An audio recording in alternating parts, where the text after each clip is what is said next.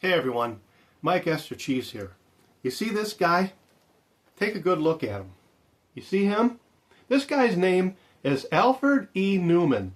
And this person of interest, for lack of a better term, has been making me mad since 1981.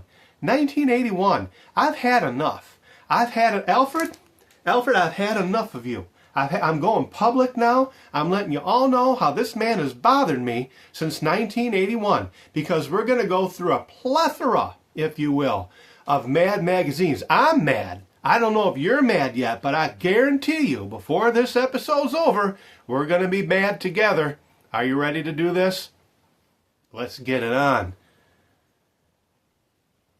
Judgment Day has come for you. Oh yeah.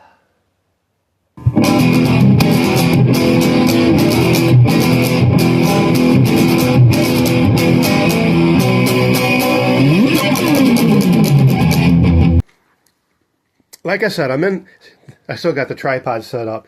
I do these things so loosely, as you can see. My room is a mess, and that's because I've broke out the box. I have broke out the box of magazines. I have been collecting Mad magazines since, I'll show you. This is my very first Mad magazine. This is the original one that I got in July of 1981. My grandmother bought this for me. I can still remember today going through this with her and laughing and laughing and laughing. She was laughing as an adult would laugh at adult satire. I was laughing as a child would laugh at adult satire. Now look, my room's a mess. These magazines are everywhere.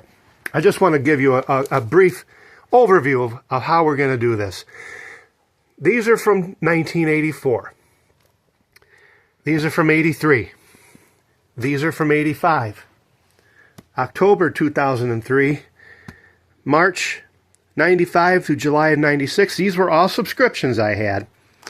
These all from 1982. And what I'm going to propose to do, going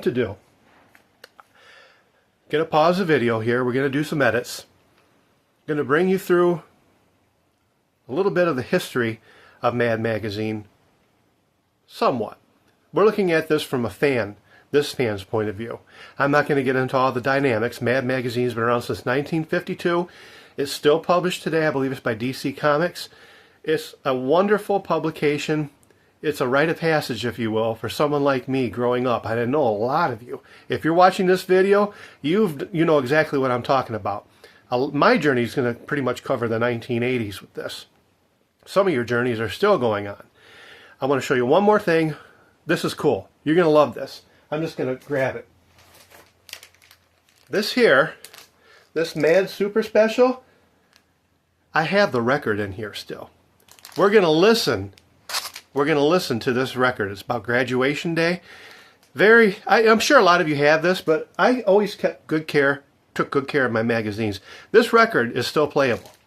I absolutely have a record player. I'm a musician. You better believe I got a record player. Barely ever use it.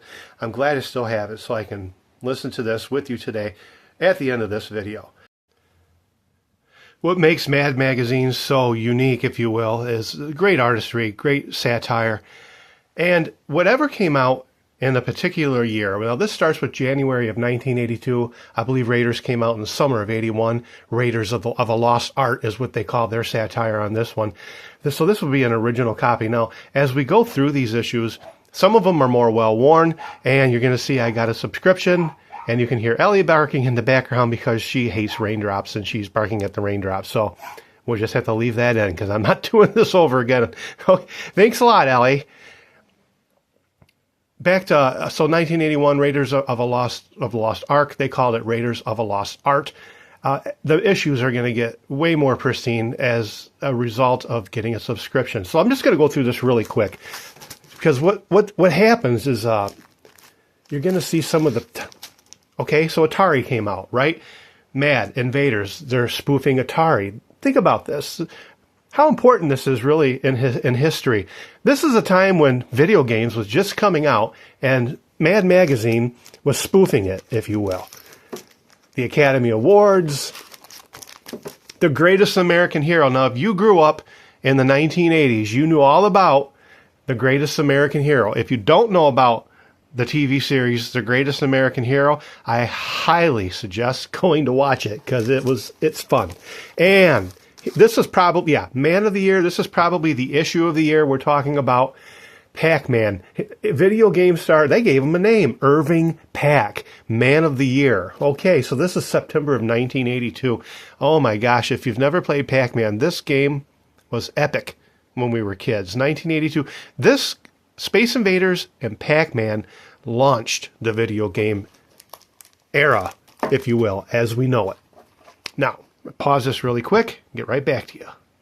Now, as you can see, along this time, I started to subscribe to Mad Magazine as a youngster. This is exactly how it was mailed to you. Exactly. Name and address, old-fashioned way, put in a brown paper covering, if you will. Now, I had the foresight at the time to keep all my magazines nice. And this particular one, because I just looked at it again, I haven't done it in a long time. Look at that. That's nice. A MASH. In fact, this is the very last episode of MASH. Mad finishes off MASH. This is October of 82. So we're looking at the very last, the farewell of the MASH franchise, which is why this specific issue came out. Now, I'm not saying my issues are 100% wonderful, pristine, but what I was very careful to do, and I'm just going to open this up, was if I was going to do the Mad fold-in, I was really careful not to crease the pages because I knew that was just going to ruin any potential future value. And quite frankly, I like taking care of my magazines, even as a youngster. In 1982, I'm 13 years old? So as a youngster, I did not want to bend these up. So I would just very carefully, and I'm not going to do it, I would just very carefully bend the pages, fold it over, see what the heck was going on, and then I'd put it right back. So this is 1982, and we're going to go on to the next bunch real quick here. Now, I just seen that I have every issue released in 1983, in order, of course, because I had the subscription at the time. You can see some of the issues right here, all bound, kept preserved in their paper, if you will. I did not put these in plastic. I figured since they were already in paper, that was probably good enough. This particular one's going to stand out from 1983, of course, Return of the Jedi. They have it correct. And the A-Team, so they just blended them together, as you see. I'm going to show you a little bit of this, just to open it up a little bit. Give you an idea of just how great the artwork was. I mean, the artists that worked on Mad Magazine were spot on. Just to give you an idea. But it was satire, right? A lot of fun. As a kid going through stuff like this, you knew what was coming. There's tons of fun. Always had things like the Don Martin department, which I always loved, Don Martin cartoons. I'm just going through this really quick at random and just kind of sharing some random thoughts with you. Mad Magazine as a kid, the lighter side of, I remember this, the lighter side of, this was another fun thing that I just loved I still like it. I'm not even going to say as a kid. This is Dave Berg. I mean, Dave Berg was the artist and the writer of the lighter side of. Let me fix the camera a little bit there. Just going to give you a little bit of close-ups. Maybe you pause your channel and look through these yourself if you haven't seen them already. But maybe this is a PG-13 episode. I don't know. It could be a PG-13. It could be a PG-13 publication for all I know. I'm not sure. But like I said, I'm doing this really loose. I was thinking, I haven't got these magazines out in absolute years. I could be in this bedroom all day looking at these things. That's how near and dear they were to me growing up. Here's, of course, another one that was a piece in 1983, a movie in 1983, Superman 3. You always knew as a kid, okay, so whatever movies came out, you knew it was coming out in Mad Magazine. Mad Magazine was the magazine. I would bring these magazines. I'm not kidding you. I'll show you. This was the first one. And the reason why it's so worn is I would bring these magazines to school. And we'd pass them around. And come lunchtime, we were all huddled around the Mad magazine going through it like we were really getting away with something, like there was something really adult going on here, you know, and Mad magazine was on the cutting edge of what you should be looking at and what you shouldn't be looking at. Now, I'm not going to put that in the same category of some kind of risque publication that showcased maybe more of the female of the species, if you know what I mean. But something like that, like you're really getting away with something. And back to this particular one, since I put it up. This is the one that I held in my hands, 1981. So I'm 11 years old. I was out shopping with my mom and grandmother, and oh, Mad magazine, that looks like a fun publication. I asked my grandmother to buy it for me, and she did. And this is the issue that she bought for me back in 1981, and I can still remember going through it with her at the dinner table at her house and having a lot of laughs. As I already said, she laughed at it as an adult because she got it on a different level of humor, and I'm laughing at it as a kid because I'm getting it at a different level of humor. So it certainly, what am I looking for? It appeals to all age groups on different levels. That's what I'm trying to say. Now, I realize I could probably... Oh, there goes Alfred. He deserves it. I realize with the amount of magazines I would have to go through here, this would turn out to be another one of those 30-minute videos that I don't know that I want to spend 30 minutes on this because I think you're getting the idea of this type of a collection. But what I want to go through is a couple of the details of what a super special is. A super special could be the best of that year put into one magazine, or it could be the best of several years put together in a magazine. It's kind of a smart way, basically, of putting together something and making money off of it, quite frankly. You think of it, this is all stuff that had been done before throughout the year or previous years. It's to give you a little bit of taste of everything that was done. Now, I wish I had the record. I looked in here, I was like, gosh, did I have this record? I would love to hear what Gull and the Family, instead of All in the Family, sounded like in this. But I want to bring you through some super specials. Notice every magazine always had, whatever the price was, they always said super cheap. Of course, it's satire, right? They're just being sarcastic. Didn't mean it was super cheap, but by today's standards, you better believe that's super cheap. I'm going to take these down as I go. Here's one from fall of 91. I have an older one here. When is this from? I have no idea. Oh, somebody actually wrote on it. So they actually wrote names on it, who the people were. I don't know where I got it from. Probably some kind of flea market. Here's a super special, the Nostalgic Mad. Now these here, I can tell you for sure, I picked up at some kind of a market. These were mine. And I know they're mine because you can tell by the... Look, I took care of these, okay? That's how you can tell they're mine. If they're in plastic and they're looking that colorful and that good, I had them. I remember this one specifically because I can remember bringing this to grade school and laughing about Ringo Starr and just all the pictures that they showed throughout while sitting down having lunch. And fall of 82, $2. Look, from spring of 82 to fall of 82, it went up a quarter, from $1.75 to $2. That's really sticking it to you, isn't it? A quarter inflation. Oh boy, a quarter. Look at this. Here's from 1984, so we're going up another quarter, a quarter jump up to $2 now. Oh, this one is for adults only, obviously. Sex, Love, and Other Things Your Parents Are Against from Past Issues. Yeah, this would have been the one I would have been drawn to. Yeah. Oh man, and it's just fun stuff. There's nothing in there. There's nothing in there that a teenager is not going to get or understand. So let me just tell you, as we see Alfred E. Newman spinning on the turnstile, I put this needle down on this record, and this needle's having nothing to do with this record, and I am not going to scratch something up that I've had for this long in this kind of condition. Let me shut this off. There's Alfred. Here we go. There's Alfred. You can see Alfred's in really good shape. They were just zoom in on him.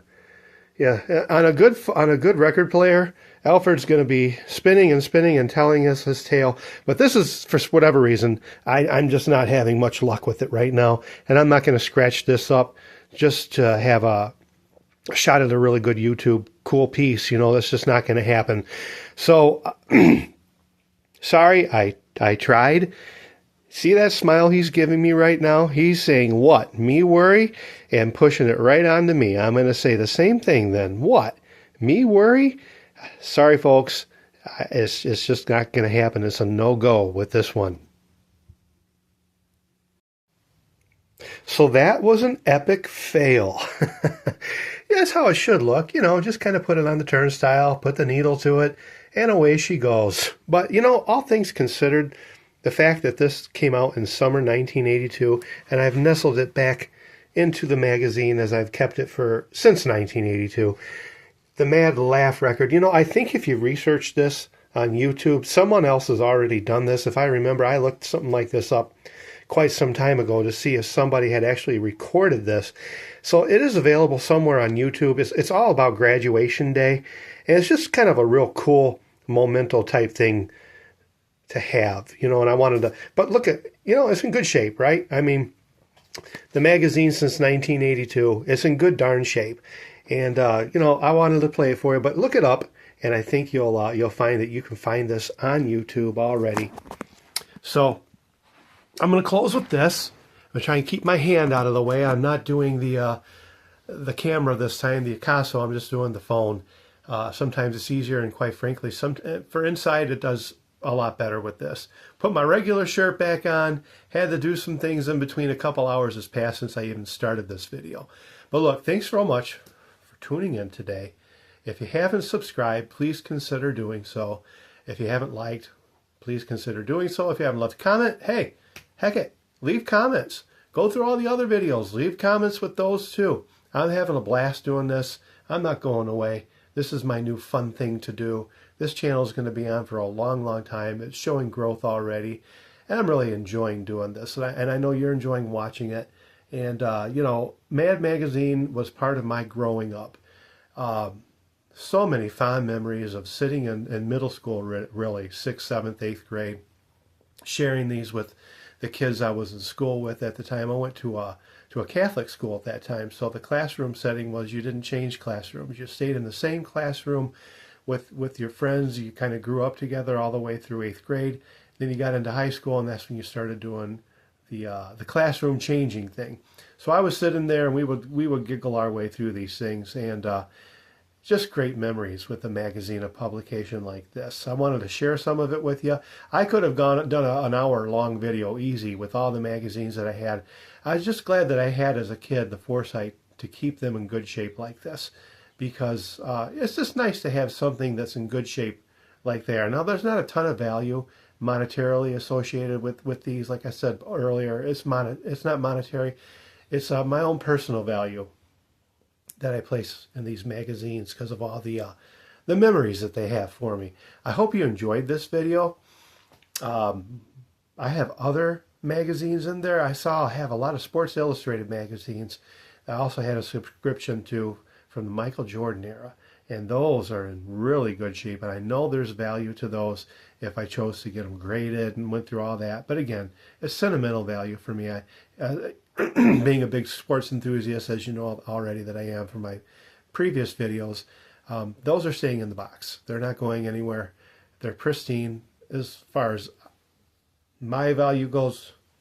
Pardon me. My value goes of them. They're in really good shape. I'm struggling through trying not to cough right now. You can tell that, right? It has been a heck of a year for allergies. There I go. YouTube says, hey, if you're going to cough, edit it out. They have a good point. I shouldn't be coughing on camera. I'm going to end this now. Thanks for tuning in. Really appreciate it. This video is over.